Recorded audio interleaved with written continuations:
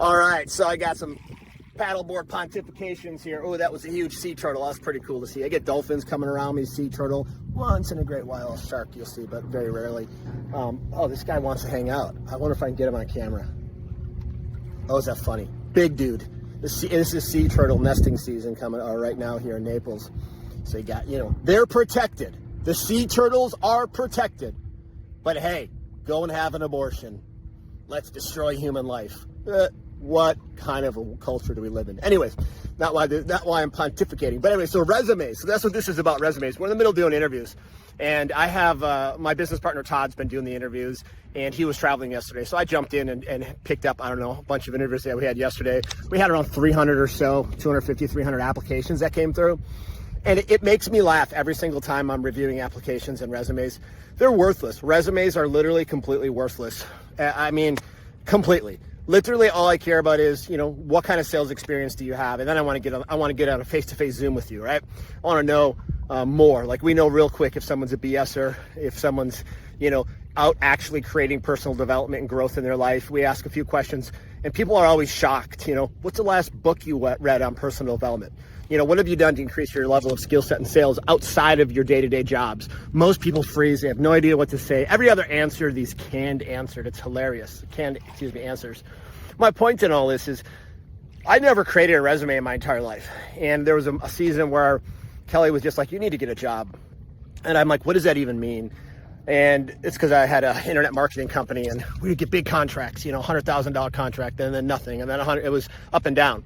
So I prayed about it, got up at 5 a.m, went to monster.com. Remember that? That was like before Indeed. It's not the energy drink. It was like a job posting place. And I searched for a job. I typed CEO and internet marketing and something came up. I'm like, okay, that's right up my alley. I fully understand all aspects of online internet marketing, building brands, sales funnels, calls to actions, SEO, paid advertising, whatever. And I understand operations and business and sales and all that. So I'm like, all right, I'm going to apply to this. Well, they asked me for a resume. And I'm like, what does that mean? I didn't have AI. So I'm like, all right, let's look at how to make a resume. And I started making it and I'm like, why am I even making a resume? There is nothing that's going to stand out. I can say everything I want about how great I am and what value I'm going to bring to your company and how I'm a team player and blah, blah, blah, blah, blah. So I sat there, I said, okay, if I was looking to put in a position, somebody in my company at a leadership level, an executive level, C-suite level, and I have two options.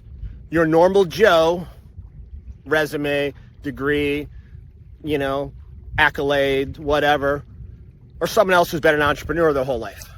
I'd take the entrepreneur personally because entrepreneurs execute and execute and execute and take risk and are phenomenal entrepreneurs when they're in the right organization. So I'm like, all right, what am I going to do differently here? So I got out my whiteboard. I got up the old, can't remember the name of the camera, but it was one of those first cameras you could upload to YouTube.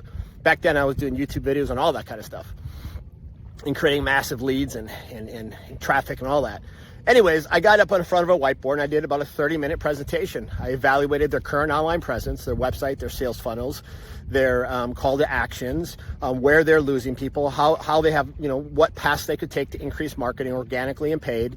And I just built out, hey, based upon a quick review of your industry, your competition, where you're at, here's what I think would be first area of execution without knowing the operational details. First, going to have to understand some of the operational details, but getting business in the door is very separate from servicing. Totally is. Two different things, right? Get the business, let people know who you are, get them to buy from you, service the customer, let them know who you are. And then the next step was later. So I was working on how do we convert him into a lead, right?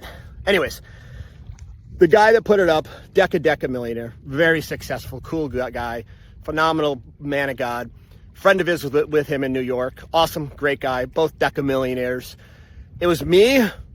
I sent him the video, and then there was a guy from Harvard, graduated Harvard, had a consulting gig somewhere, entry level, and he's looking to rise up the corporate ladder.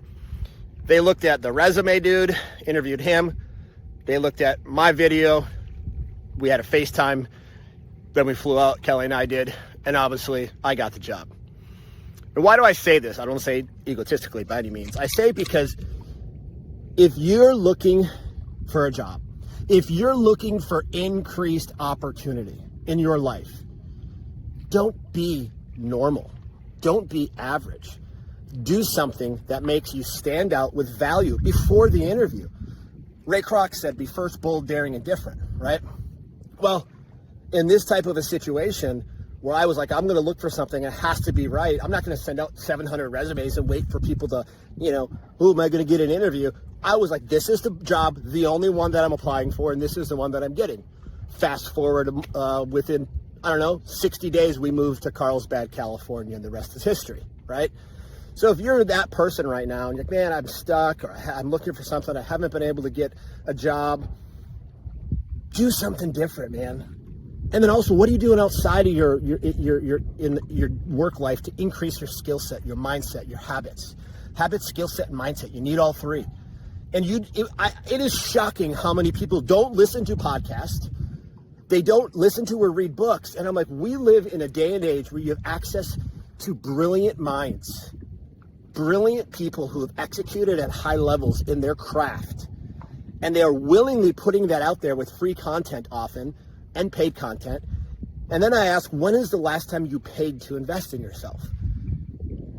It's shocking, almost nobody. You want to be above average, you want to create extraordinary results in income, you've got to do the work to become extraordinary. So get after it. Enjoy the weekend. Keep charging. Beautiful day here in Florida. Cheers.